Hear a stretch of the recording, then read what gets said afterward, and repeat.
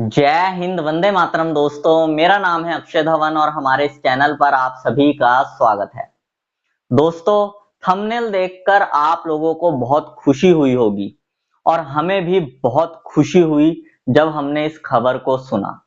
दोस्तों, आखिरकार इतनी लंबी लड़ाई के बाद उस पल का इंतजार खत्म हुआ जिस पल का सभी लोगों को इंतजार था। दोस्तों, फाइनली घोषणा हो चुकी है। अब बनेगा पुरुष आयोग। अब होगी पुरुषों की भी सुनवाई। आखिरकार पुरुषों को भी एक प्लेटफॉर्म मिलने जा रहा है जहां पर वो अपनी शिकायत लेकर जा सकते हैं। अभी तक तो महिलाओं के पास ना जाने कितने प्लेटफॉर्म्स थे, कितने सारे कानून थे जिनका वो दुरुपयोग कर रही थी, जिसकी वजह से एक पुरुष बहुत ज्यादा परेशान होता था।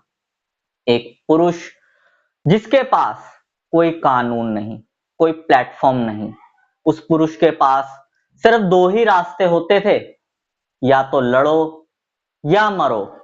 लेकिन फाइनली भारत सरकार ने घोषणा कर दी है और संसद में ये चीज बिल्कुल क्लियर उठ चुकी है कि अब बनेगा पुरुष आयोग।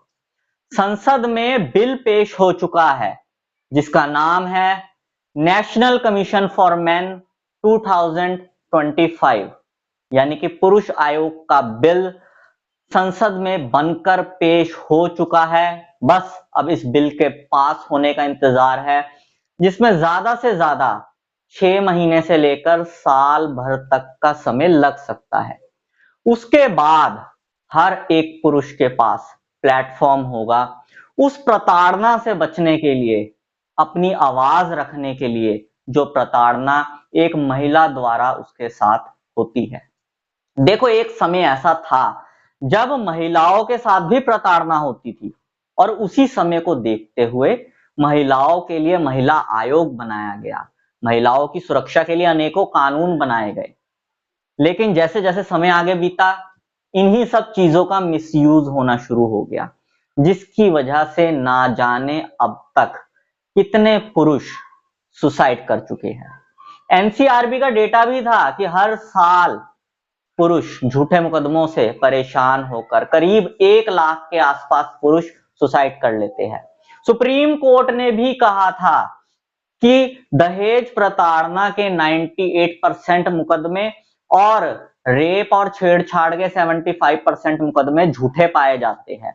इतना ही नहीं, आए दिन खबरों में भी आप लोग देखते ही थे, किसी का कत्ल हनीमून पे किया जा रहा है तो किसी को काट कर नीले ड्रम में पैक किया जा रहा है। पुरुषों के साथ अत्याचार बढ़ते चले जा रहे थे, लेकिन पुरुषों की यह मजबूरी थी कि ना तो उनके पास कानून थे और ना ही उनके पास कोई ऐसा प्लेटफॉर्म था जहां पर वो जाकर अपनी बात रखकर, अपनी शिकायत देकर अपना बचाव कर सके। लेकिन क्योंकि अब संसद में पुरुष आयोग यानी कि national commission for main 2025 bill पेश हो चुका है, तो अब पुरुषों को भी अधिकार मिलेगा, प्लेटफॉर्म मिलेगा। अब पुरुष भी जाकर अपनी बात रख सकते हैं, अपने साथ होने वाली प्रताड़नाओं की शिकायत दे सकते हैं और अब पुरुषों की भी सुनवाई होगी। दोस्तों, हमें बहुत ज्यादा खुशी हो रही है आप लोगों को ये खबर सुनाते हुए, क्योंकि हम और हमारी संस्था पिछले कई सालों से पुरुष आयोग की लड़ाई लड़ रहे हैं और पुरुषों के अधिकारों की आवाजों को उठा रहे हैं। दोस्तों, मैं आप लोगों को बता दूं, जो लोग हमारे पुराने सब्सक्राइबर्स हैं, जो शुरू से ही हमारे इस चैनल को देख रहे हैं, उन्हें तो पता ही है।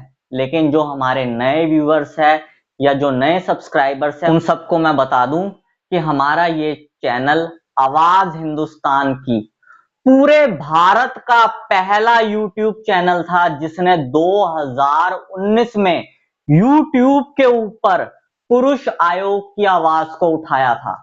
जी हां दोस्तों, पूरे YouTube पर पुरुष आयोग की आवाज उठाने वाला सबसे पहला YouTube चैनल हमारा ही था।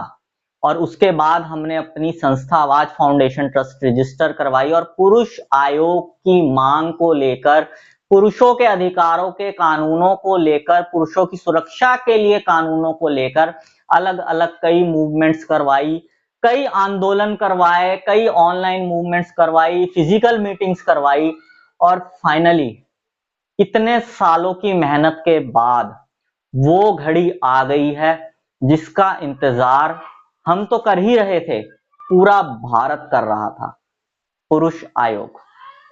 दोस्तों मैं आप लोगों को एक चीज बता दूं, कुछ चीजें हैं जो टेक्निकली समझनी होगी पुरुष आयोग को लेकर, और वो टेक्निकल चीजें ये है कि जिस तरह महिलाओं के पास महिला आयोग है, लेकिन महिलाओं की सुरक्षा के लिए कई कानून भी है।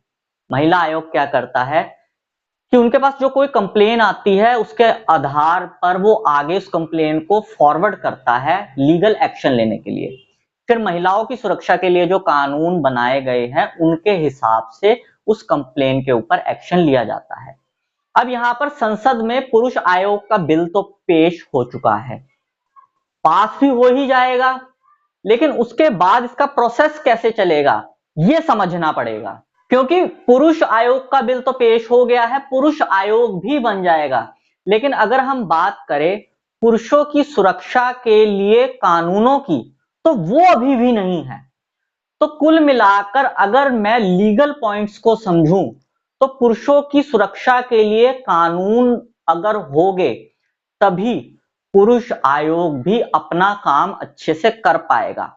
बाकी अभी बिल पेश होना है, हो सकता है कि उस बिल में सरकार ने कुछ कानून भी ऐड किए हो जो कि पुरुषों की सुरक्षा और उनके अधिकारों की बात करते हो। क्योंकि देखो सरकार इतना बड़ा बिल और एक ऐसा बिल जो कि किसी ने सोचा भी नहीं था, लोग कहते थे कभी नहीं बनेगा, कुछ नहीं होगा, लोगों की उम्मीदें टूट गई थी, लोग शांत होकर अपने घर पर बैठ गए थे, उन लोगों के लिए ये बहुत बड़ी शॉक कर देने वाली खबर है, क्योंकि एकदम से ही संसद में ये बिल रख दिया गया। तो हो सकता है कि सरकार ने अब इतना बड़ा फैसला लिया है तो उसमें कुछ ना कुछ किया ही होगा। हो सकता है पुरुषों के अधिकारों के लिए कानून भी उस बिल में कुछ ऐड किए होंगे।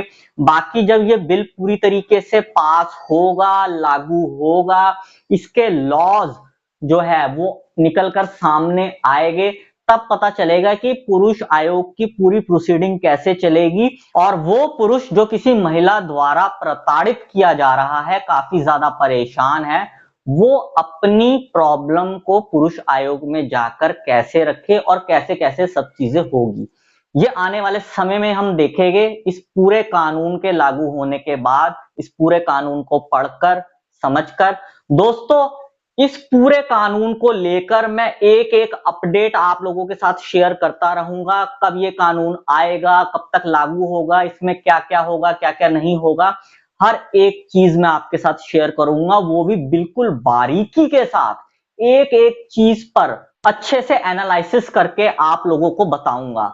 तो इस चैनल को सब्सक्राइब जरूर कर देना और नोटिफिकेशन बेल आइकन पर भी क्लिक कर देना अगर आपने अभी तक इस चैनल को सब्सक्राइब नहीं किया है, क्योंकि बहुत ही इंपॉर्टेंट अपडेट्स जो कि आप लोगों के बहुत काम आने वाली है, फ्यूचर में आपको इसी चैनल पर देखने को मिलेगी। बाकी दोस्तों अगर आप लोग भी इस खबर से खुश हो कि पुरुष आयोग फाइनली बनने जा रहा है, तो इस वीडियो के कमेंट बॉक्स में जरूर लिखना पुरुष आयोग जिंदाबाद।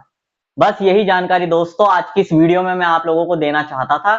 उम्मीद करूंगा आपको ये जानकारी पसंद आई होगी। अगर आपको ये जानकारी पसंद आई हो तो इस वीडियो को लाइक जरूर कर देना, इस वीडियो को बाकी लोगों के साथ भी शेयर कर देना ताकि बाकी लोगों तक भी ये जानकारी पहुंच सके। और अगर आप लोगों का मेरे लिए कोई सजेशन हो तो कमेंट बॉक्स में जरूर लिखना। मैं मिलता हूं आपसे अगली वीडियो में। Thank you very much.